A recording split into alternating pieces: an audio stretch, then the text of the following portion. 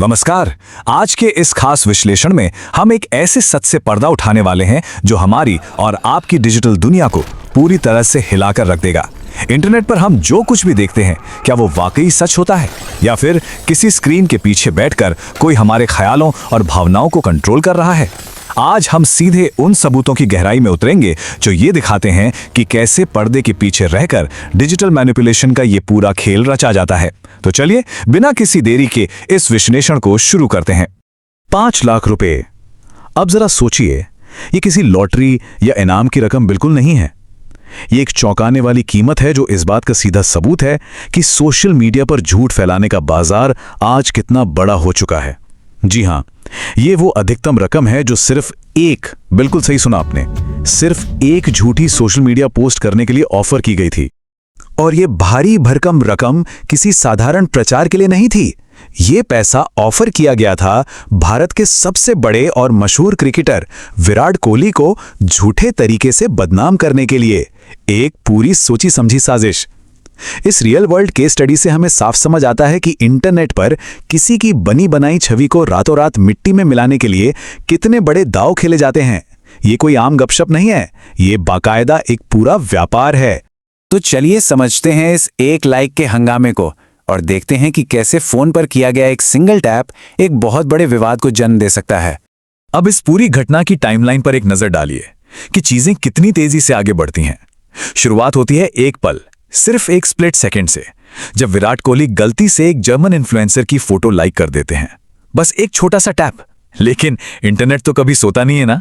कुछ ही मिनटों के अंदर ऑनलाइन बैठे आलोचक, जिन्हें हम अक्सर हेटर्स कहते हैं, इस छोटे से डिजिटल फुटप्रिंट को पकड़ लेते हैं। और सबसे हैरान करने वाली बात देखिए, कुछ ही देर में संदिग्ध पीआर एजेंसियां इस मौके का फायदा उठाने के लिए उस जर्मन इन्फ्लुएंसर से कांटेक्ट करना शुरू कर देती हैं। ये देखना सच में खौफनाक है कि एक अनजाने में हुई गलती को हथियार बनाने में चंद मिनटों का ही समय लगता है।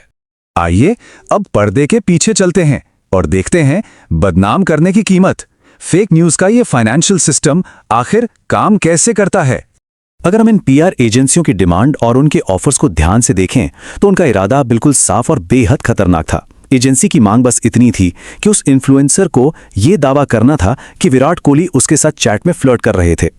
सिर्फ इतनी सी झूठी बात लिखने के लिए 1,80,000 रुपए प्रति पोस्ट का ऑफर। और बात यही खत्म नहीं होती। अगर उस इन्फ्लुएंसर ने एक कदम और आगे बढ़कर मीडिया के सामने आकर इस झूठी कहानी को कंफर्म किया होता तो ये रकम 5 लाख रुपए प्रति पोस्ट तक जा सकती थी। जरा सोचिए, ये पीआर एजेंसियां एक झूठा नैरेटिव गढ़ने के लिए पानी की तरफ पैसा बहाने को तैयार रहती हैं। ये पूरी तरह से एक ऑर्गेनाइज कोशिश होती है।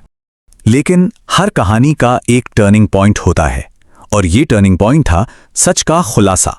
वो पल जब ईमानदारी इस बड़ी रिश्वत को हरा देती है। हुआ ये कि उस जर्मन इन्फ्लुएंसर लिस ने मीडिया के सामने आकर बड़ी बेबाकी से सच बोल दिया। उन्होंने कहा, मुझे पैसे ऑफर किए गए थे, लेकिन मैं विराट कोहली का सम्मान करती हूं।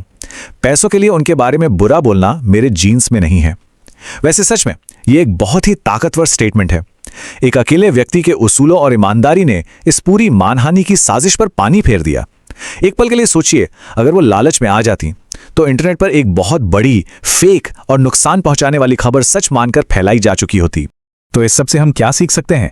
चलिए जानते हैं नेगेटिव पीआर का सच और समझते हैं कि आज के इस दौर में ऑनलाइन सतर्क रहना इतना जरूरी क्यों है।